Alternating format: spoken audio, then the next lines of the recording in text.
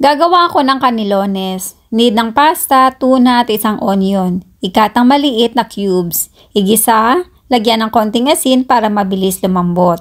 Pag golden brown na, ilagay ang tuna, haluin konti. Saka lagyan ng konting ketchup at i-mix lang saglit. Timplahan ng asin at luto na. Hayaan lang lumamig. Lutuin naman ang pasta. Gamit ang mainit na tubig na nasa bowl, ilagay isa-isa at hayaan ng 10 minuto. Ilagay sa malinis na tela, i-divide ang nalutong tuna sa bawat pasta.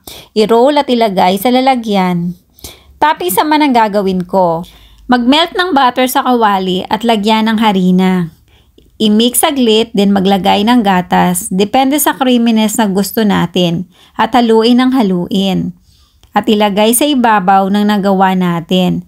Saka naman lalagyan ng Parmigiano cheese sa ibabaw.